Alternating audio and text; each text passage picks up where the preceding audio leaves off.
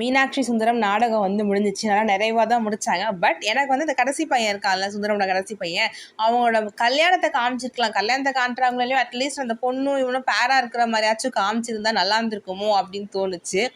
அதே மாதிரி சுந்தரமுக்கு வந்து 1 கோடி ரூபாய் கிடைக்குதுல்ல, அதை வச்சு அவங்க ஃபேமிலியும் ஒரு பிஸ்னஸ் வந்து பண்ணுறாங்க. ஸோ தனியாக ஒரு வீடு எடுத்து ஒரு ஃபேமிலியே பிஸ்னஸ் பண்ணுறாங்க.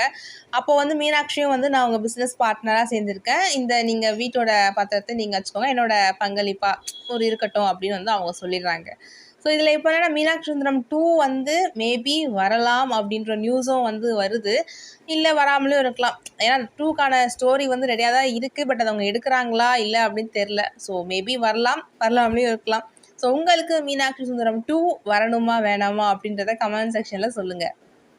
ஸோ அதே மாதிரி சுந்தரமும் மீனாட்சியும் வந்து வாழ முடியாது, ஸோ அவருக்கு வந்து ஏஜ் கேப் ரொம்ப இருக்குதுன்னு சொல்லிட்டு சுந்தரம் வந்து டிவோர்ஸ் வந்து கொடுக்குறாரு. எல்லோரும் வந்து பேசுவாங்க, மக எல்லோரும் வந்து பேசுவாங்க சுந்தரம் என்ன நீங்கள் தப்பாக முடிவு எடுக்கிறீங்க அப்படின்ட்டு. ஆனால் மீனாட்சி என்ன சொல்லுவாங்கன்னா, அவருக்கு இதுதான் விருப்பம்னா எனக்கு ஒரு பிரச்சனையும் இல்லை, நான் அதை வந்து ஏற்றுக்கிறேன் அப்படின்னு சொல்லுவாங்க. அதே மாதிரி அந்த தாலி பிரித்து கோக்கிற ஃபங்க்ஷனை வந்து சுந்தரம் வந்து கங்காவோட அம்மா அப்பாவோட 60ஆம் கல்யாணமாக மாற்றிடுவார். அதுவும் நல்லா இருந்துச்சு பார்க்கறதுக்கு.